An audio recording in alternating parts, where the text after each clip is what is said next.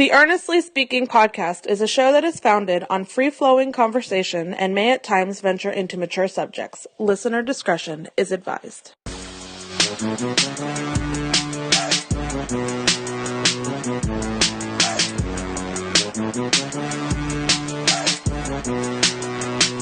Welcome to the Speaking Podcast. I'm your host, this EJ Christian. We're coming to you on a late Monday night, just the eve before the start of the 2019 NFL season. On the line, of course, every week now for the rest of the season. We'll be joined here by our good friend, Zack The Gambling Degenerate. And we do our picks of the week, and we keep track of those picks of the week. And last year I won. This year you say you'll be more serious.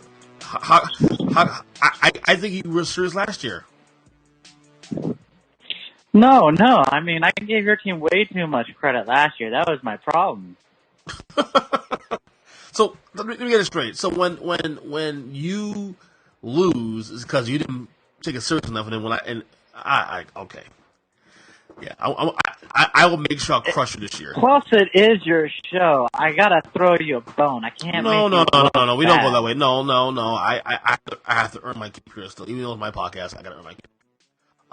But last year it was interesting because last year we started off the year. I don't remember the numbers. I know one. I remember last year.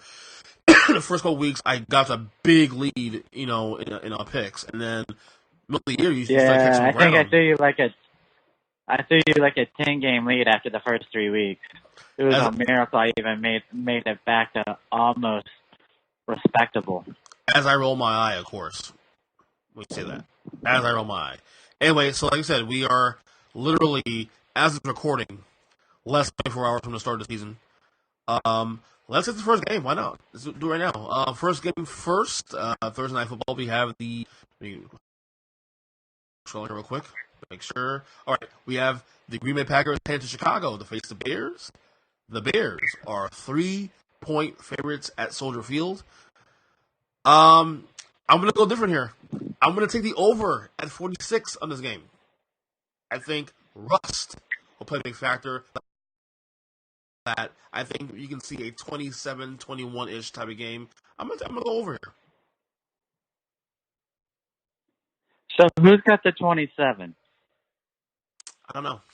I honestly don't know. Okay, because I mean it's only a 3-point game. Yeah, I know, but I had no qualms about this game. I would take Chicago. Well, you really are on a Chicago bandwagon, man. I remember on our it's not even. It's really not a bandwagon pick on this game. It's the fact Aaron Rodgers did not play one snap in the preseason in a new offense, and Chicago's defense is basically the same as last year. Now, right now, as we're talking in the background, I hear some stomping going on in my house. It's my oldest son. He probably ran to the bathroom. He better not piss his bed. I swear to God, I'm going to lose my shit. I better not stop this podcast. So you're thinking Chicago to cover the spread, 3 points? Oh, yes. I don't know about that over 46, though. That's a lot of points to put up against the Chicago defense. Well, it is September football. Number one.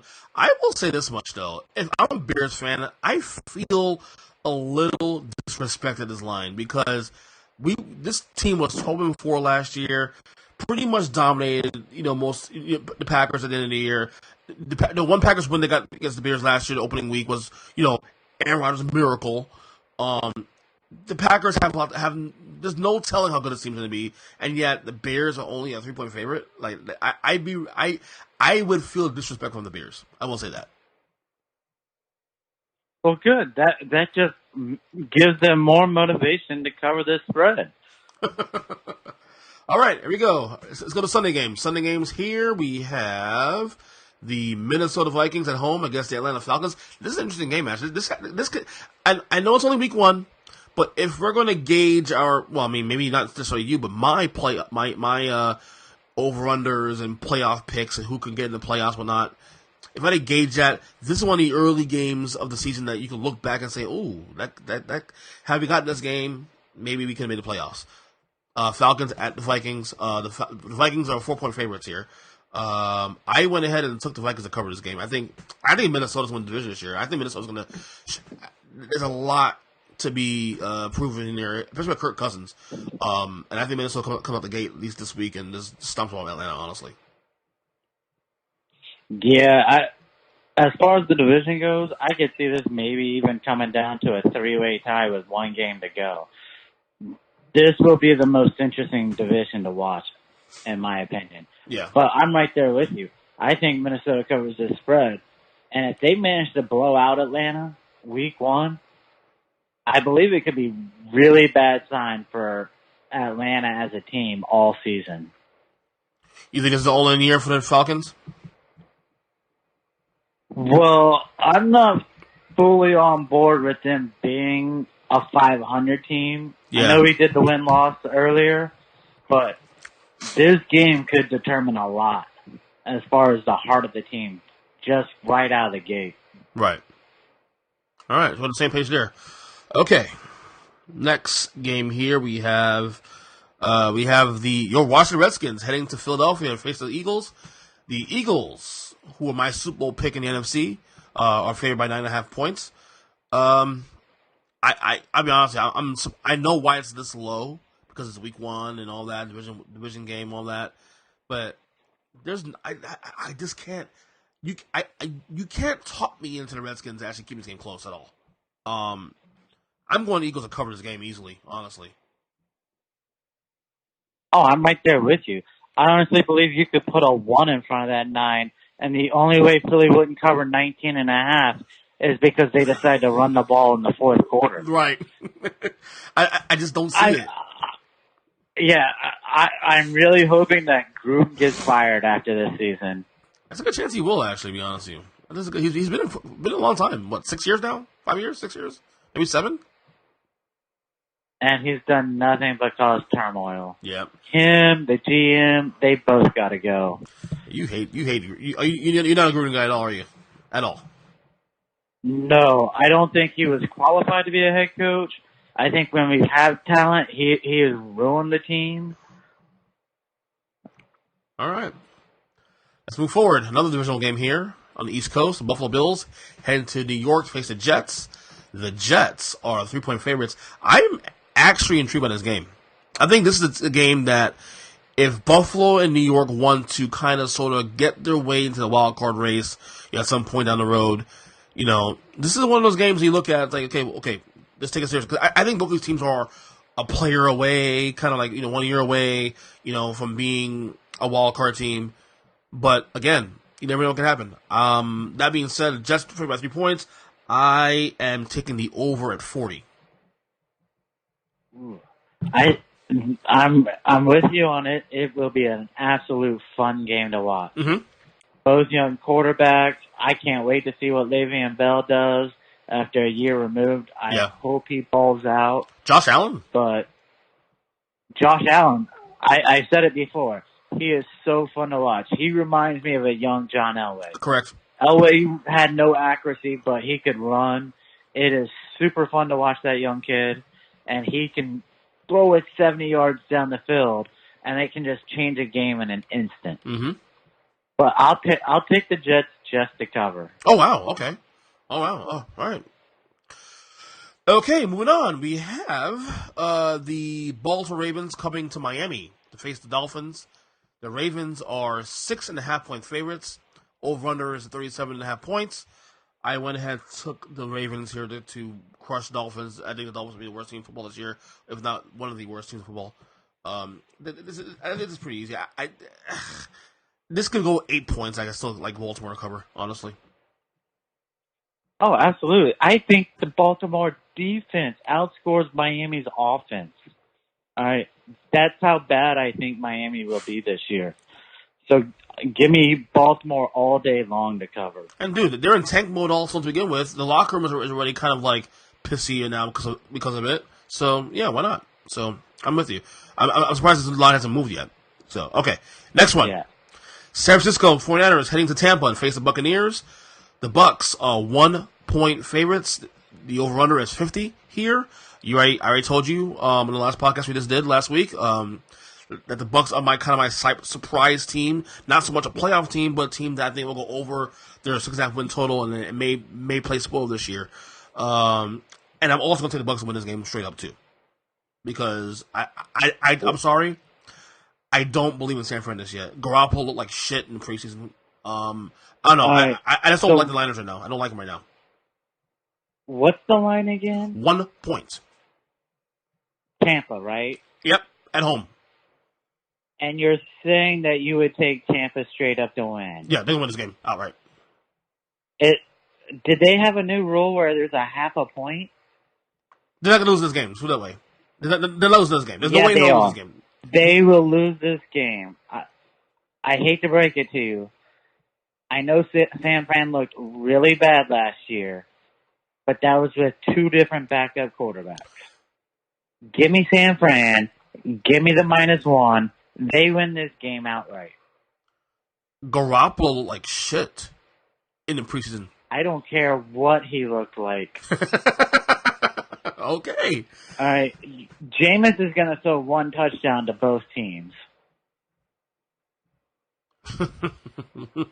All right, man. Let's do it. Next game here we have the Kansas City Chiefs heading to Jacksonville to face the Jaguars. The Chiefs right now are 4-point favorites. Over-under this game, of course, is at 52.5. You're kind of on the Jaguars bandwagon to some degree. You took the over on the over-unders when we did last week. And I can kind of see where you're going with that. I went the under, obviously. I think it was 7.5. We had was the over-unders for the Jaguars. You know what's funny? Like, I'm going to take KC in this game to cover the 4 points. But I'm going to be honest with you, it would not shock me if the Jaguars win this game outright just because of the week 1 and the excitement and all that. It wouldn't shock me. How can you say something that absurd as Jacksonville would not shock you to win, yet still take an under 7.5 total? Wait, 7.5 points? What are you talking about? If total win-loss was 7.5 over/under, and you're saying that it would not shock you to see Jacksonville win, they go against each other. Now, do I believe this Kansas City's offense is a little overrated to start the season? I do. But I think their defense is a little better than last year. So I'll still take Kansas City to cover the 4. Yeah. I'm just saying that week 1, you might get upset here or there. I'm not saying that it's going to happen. It's going to happen. It just wouldn't shock me. Yeah, you know where the upset happens? The game before in Tampa. All right, bud, here we go. Next game here, we have the Tennessee Titans heading to Cleveland to face the new-look Browns. The Browns are 5.5-point favorites. Over-under, of course, is at 45.5. Here we go, the most talked-about team right now in the league. And I'm going to take them to cover. They're my wild card team. I'm going to cover the 5.5 points. Tennessee, Tennessee could be really, really decent or really terrible this year. We'll see. Oh, absolutely. And I'm just hoping they don't have a short trigger finger with pulling their quarterback. The way in which this team has won for the last 3 years has been with defense, with ball control. You cannot have a quick string on the quarterback. That will do nothing to help your team. But I'm right there with you. I believe Cleveland covers this game. Mm-hmm. They will be so excited to come out for week 1 that it could get ugly. It could be a major blowout. And this is a statement game, to be honest with you, for the Browns. If you want to, you've been talking all summer long, all spring, about this team and this and that, and we're going to be a playoff team. And here you go, make a statement out the gate.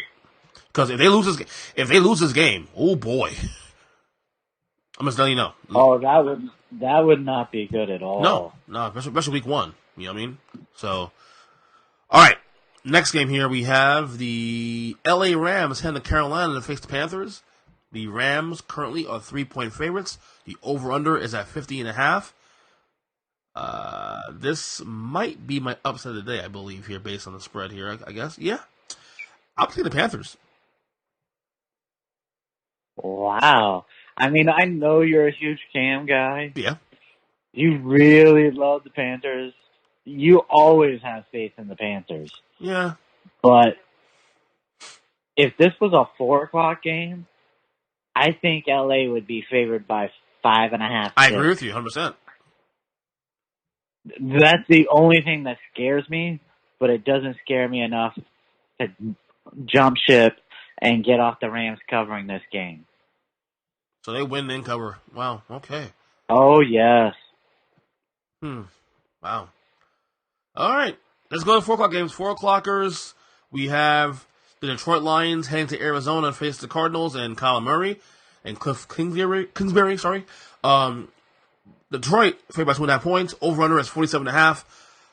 This game I'm intrigued by for the obvious reasons. Kyler Murray and all that. Detroit. Common sense will say take the Lions here. I just don't trust the situation. I don't know. Because this could be the 1 week where Arizona comes out, makes some noise, the first week of the year, Kyler Murray. I don't know. I'm going to take the under in this game. Yeah. I'm taking the under in this game. Yeah, no, I'm right there with you. Common sense. It's like week 1 last year. Detroit should win this game easily. And yet they could blow it like they did against the Jets, and they could make Kyle Murray look like the next greatest quarterback. He could be the next Pat Mahomes because he gets to play Detroit week 1. Yeah. But my brain is saying that's just not going to happen. Arizona has nothing on defense. They really have nothing on offense. That I have to take Detroit to cover.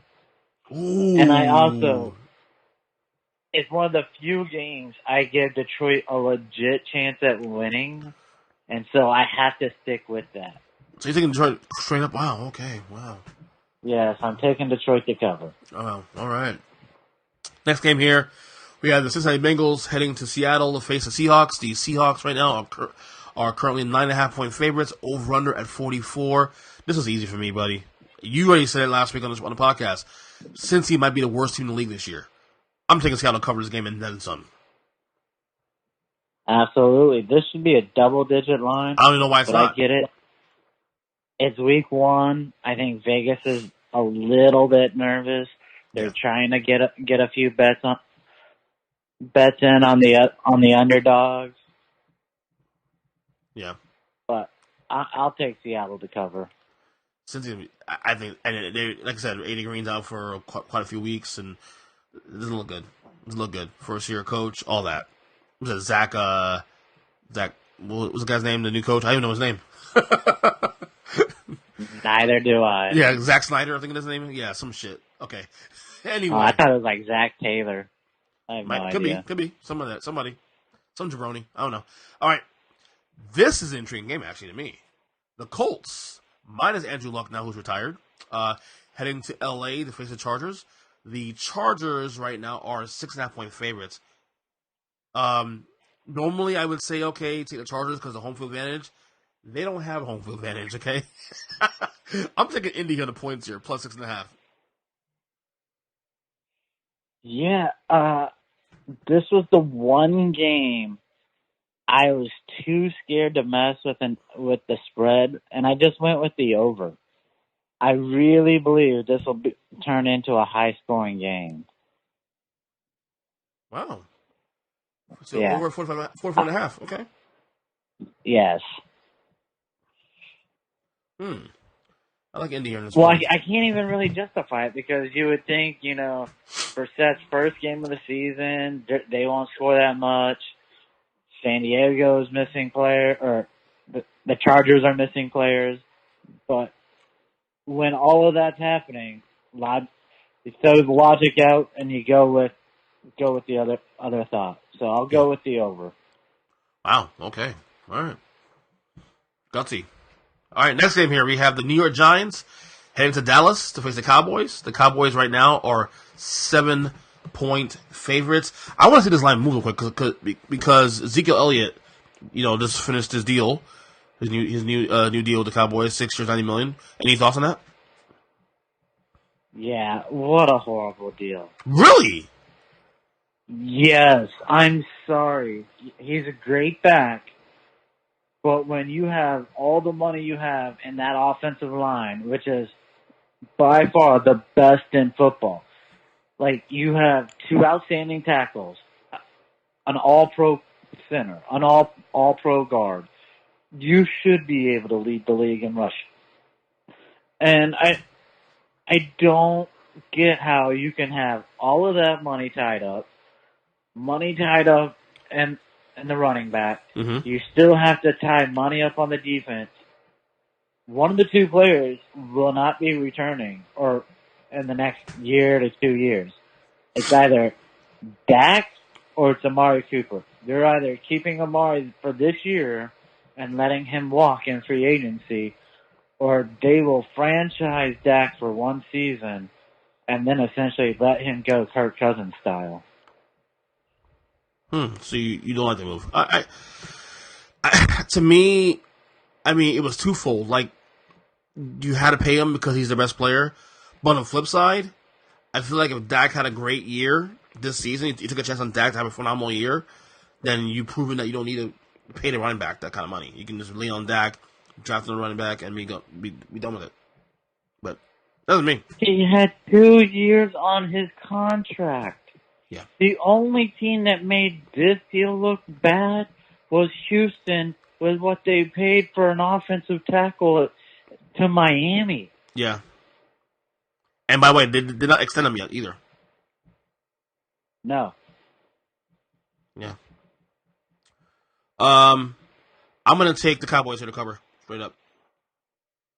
Oh, I'm taking the Cowboys too. Yeah. I would have taken the Cowboys to cover even without Elliott even on the team.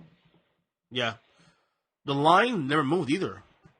The line's still 7. It never moved. Even with Zeke signing. So, I don't know.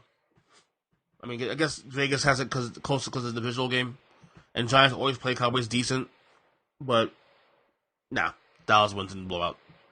Dallas is one of my playoff teams this year, by the way, too. So, all right. Sunday Night Football. We have the Pittsburgh Steelers heading to Foxborough to face the New England Patriots, who get their banner raised again for the 6th time under the Brady Belichick,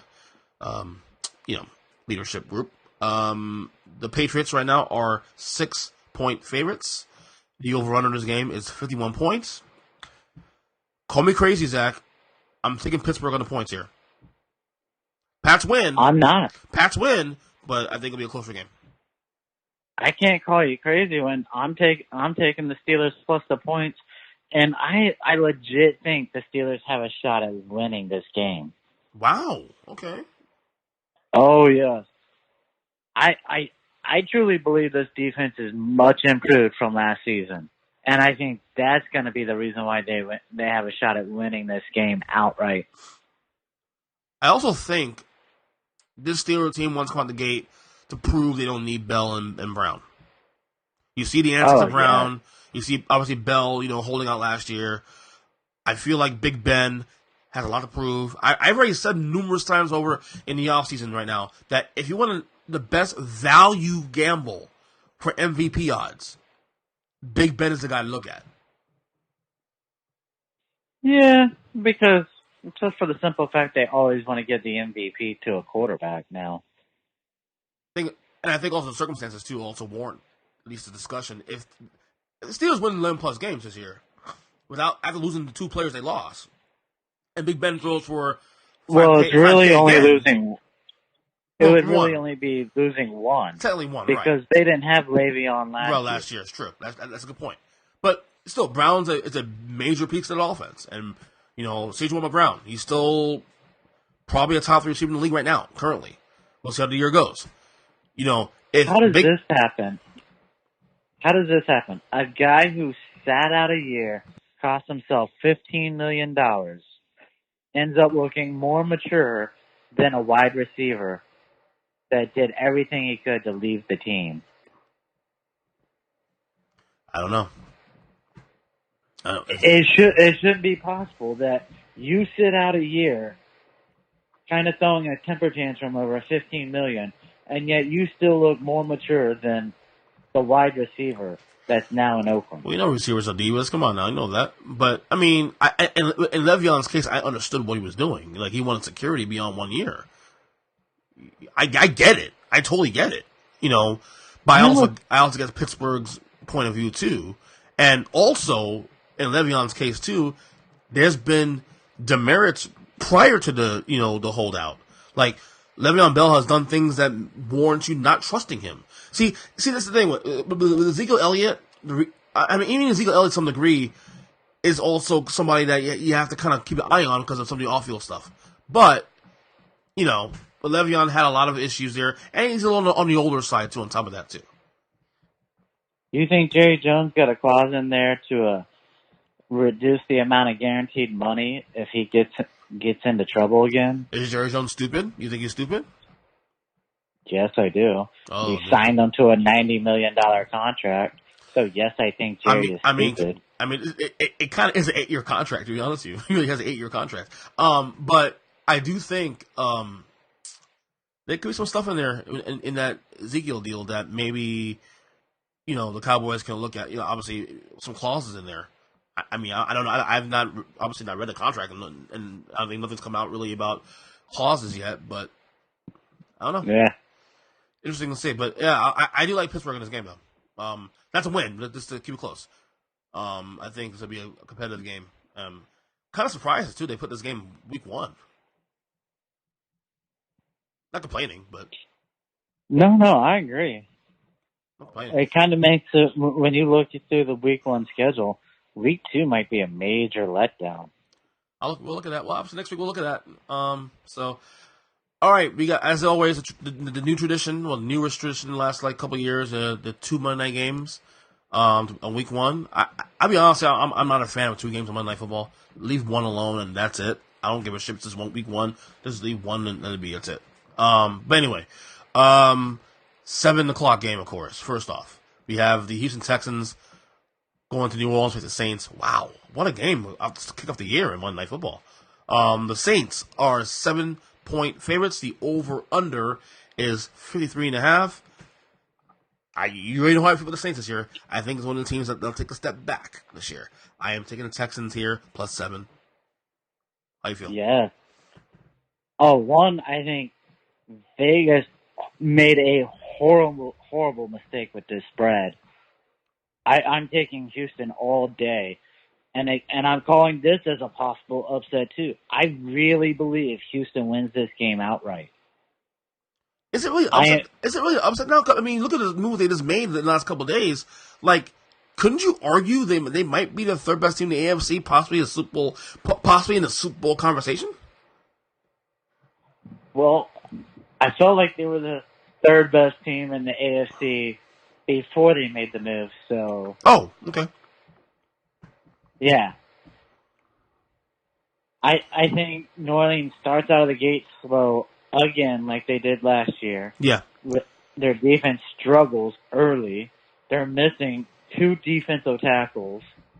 So unless by miracle their ends make leaps and bounds over what they did last year, I think Houston wins this game outright. Okay. It would not shock me. Remember last year, Fitzmagic walked to New Orleans and blew out the Saints? Yeah. I mean, I look, a lot of folks are big on the Saints. I've seen people put Saints as their Super Bowl pick, or he's going to the Super Bowl. And I get it, But Drew Brees, I mean, I think people are forgetting how bad Brees looked last quarter of the year. People are forgetting that, man. And I didn't, man. I hope I'm not being tricked by how bad he looked the last quarter of the season. Tricked? He looked bad in the fucking quarter. He looked bad in the playoffs too. I mean, I don't know, man. All right, and the final game of the weekend, of course, is the second Monday night game. Pits the Denver Broncos with Joe Flacco, heading to Oakland to face the Raiders. With Antonio Brown, of course. The Raiders were now when I got this game in, it was the Raiders by 1. It's now pick 'em. I'll take the Raiders here. Just they're at home, and I don't know how good Denver's gonna be this year. I mean, I have them as a 7-9 team. Flacco keeping things stable for the most part. The D be good, of course, but the offense I'm not sure. So I'll take the Raiders at home because they're at home and it's a Monday night game. But this game may not really mean much in the overall scope going forward. Anyway. Listen, I think this is the most important game to Flacco since the Super Bowl. Really? And because of that, I'm taking Denver to win. He wants to prove he is still a starter in this league. And so this game means so much to him. Wow. Interesting. All right. Okay, before I let you go, of all these games here, which is your mortgage bet of the week? Ooh. I mean, there's a few of them. You know, the one is Philadelphia against my Redskins. I think my Redskins are absolutely garbage. Mm-hmm. And then I can look at, say, Pittsburgh getting 6 points. Okay. Houston getting 7. Okay. Those two underdogs getting that amount of points. Like a lot of dogs here, so other than the Redskins game, like a lot of dogs. Interesting. My mortgage bet, honestly, you can think I'm crazy. I love Minnesota. They're at home. Wow. I think Minnesota wins the North. I think this is a statement game for Dalvin Cook returns this week. I mean, Kirk Cousins has a lot to prove. This is not a primetime game, so obviously he'll play much better than usual he does on primetime. I like Minnesota here, man. I think Minnesota, look, whether or not they'll be a Super Bowl contender, we'll see how the season plays out. But I think Minnesota is one of those teams in the NFC that we've all forgotten, and I think they're going to remind us how good they are, their roster is. Now, obviously, everything begins and ends with Kirk Cousins. Can Kirk Cousins man the ship? He's good enough to do that, but again, you know how this shit goes. Absolutely. The other game I look at, I guess, as a lock, I honestly, I think Baltimore or Miami. That's who I thought you were going to go with. I wanted to mention that to you, but I was like, maybe he doesn't love it as much as he sounded like he did. I had no problem parlaying. I would do a parlay right now on Minnesota. If I were to do a 14 parlay right now, Minnesota, Baltimore, I would probably parlay Seattle, and you know what? I might grow some balls and parlay the Colts on that too at plus 6.5. Damn. They got the roster, figured man. For your fourth team, you'd throw in Pittsburgh, but all right. No, not Pittsburgh. Not Indy. I wouldn't dare touch the Steelers game in a parlay because I'll hit the first 3 games and I'm sweating the nighttime with Brady and Belichick. Come on, now, I'm not doing that. You know, I feel like the Pittsburgh will keep the game close. To parlay it, no. It's almost the best setup because then you can make your final bet a little side bet so that you make sure you come out ahead no matter what. What I'll do, yeah, if I bet Pittsburgh, I bet them as a second separate bet, not with the parlay. I want to ruin my parlay. I guess you could probably still do that with the Seattle game because that's your only 4:00 game you would be including, I think. Yeah, true. Yeah. I love Seattle. In fact, by the way, I just checked right now. The Eagles game is actually at 10 now. Yeah, it's at 10. And I would not be shocked if by game time it's 11.5. Wow, really? Listen, dude. Like I said, they could put a 1 in front of that 9, so make it 19.5. And the only reason why they wouldn't cover 19.5 is they're running the ball in the fourth quarter. So the one is going to 11 now. I don't understand that. What would change between now and Sunday staying at 10? That's what I'm saying. Like, they're going to blow out Washington. That's not even a conversation, in my opinion. Oh, by the way, the Bucks and the Niners now is a pick'em. KC and the Jaguars went out 0.5 point now, so that's a 3.5 point a game for the Chiefs. Other than that, everything it's been chalk. Everything has been chalk. Actually, no. Look at this. Some money coming in for the Steelers here. Is now 5.5. Thank you, because it should be. You're laughing, but I'm telling you, the Steelers got a real legit shot of winning Week 1. Are we sure they're not a top 4 team in the AFC? Okay. If it's top 4, maybe top 4. We're talking New But England. it's We're talking KC, right? And then we're talking who's 3 and 4. We're talking Houston? Well, I got KC 1, New England 2. I have Houston at 3. Okay. And then I think it's a battle for the Browns and Steelers at 4. Dude, we've come a long way where we're talking the Browns and the conversation top AFC teams. Wow. But like, I'm talking this sounds weird saying it. I'm talking top 4 record-wise. Right. I'm not. Once you get into the playoffs, I would switch them. Like I'd feel better about putting the Browns 4 for the season, and then putting them 5 with Pittsburgh ahead of them in the playoffs. Right. I'm with you. All right. Before I let you go, anything else you want to address before we go? Oh yeah, the fucking Florida State Seminoles out the gate. There you go. I guess I don't need Saturday anymore to watch the Seminoles because they already ruined my Saturday already for Saturday of the year. Get out of the way, just burn it off. Huge lead against Boise State. I was texting you first half of the game. Look, good start, but I wasn't overly confident. I knew even when it up by 2 scores, I was like, I'm not confident, man. Get another score in there, and yeah, Boise just did their thing.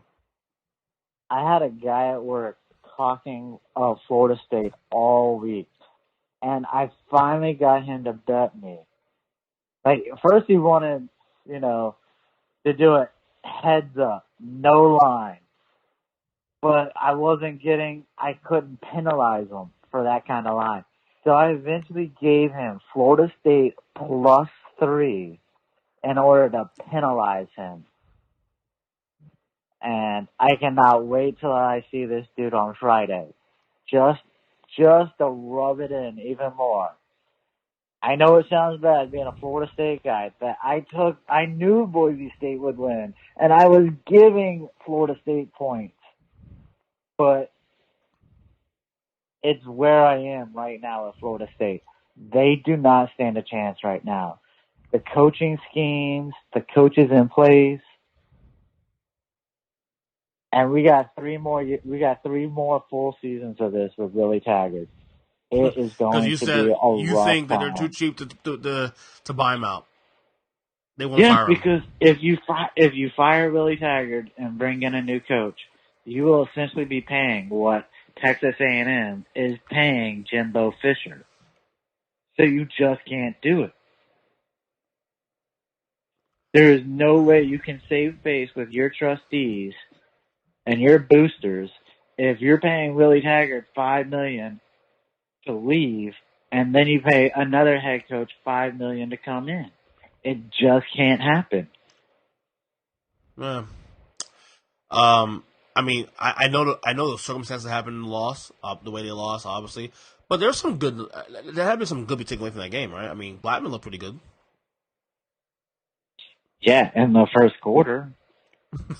And then they decided, instead of running the ball, to have him throw, and he looked like garbage for the next 2.5 quarters.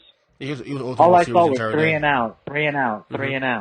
Well, I think they got back in the game. Of course, offensive play calling. They want to say aggressive. I get they want to say aggressive, but you got to be smart too in the process. You got to balance it out a little bit. Yeah. I don't know. So I just have one more sports question. Go ahead. How do you lose a baseball game when you're up by 7?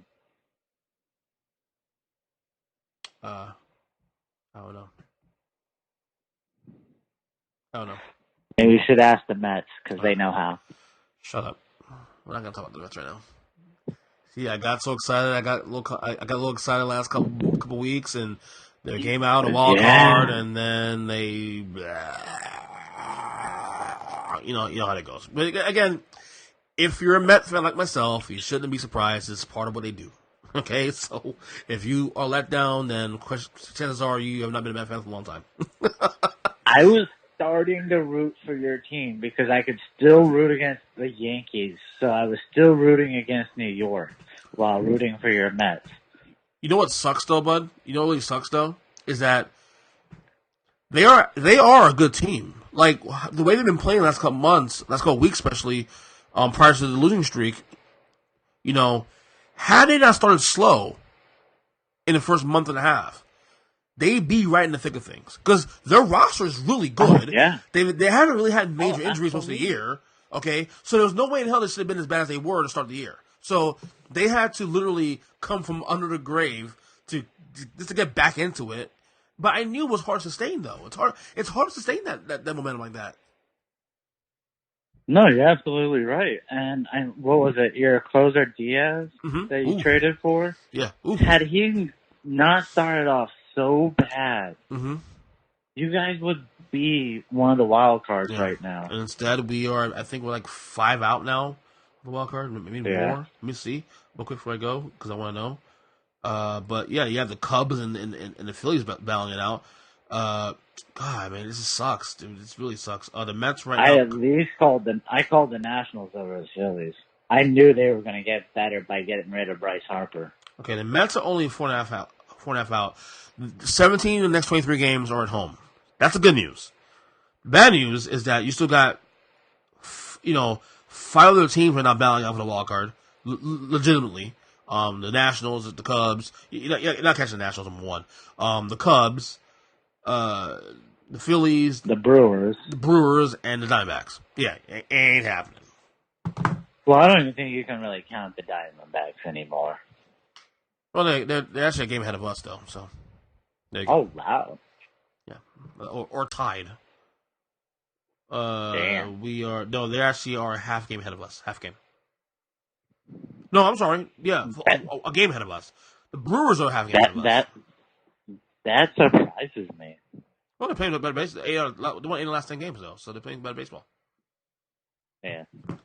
Anyway, all right. I just felt like asking that question. Oh yeah, you just hit a nerve. Thank you very much. Go to sleep. Hey, try being a Marlins fan one day in your life, okay? I root for the Marlins. Yeah, but you're not a fan. It's like the Dolphins. I root for the Dolphins. Not a fan, but I root for the Dolphins.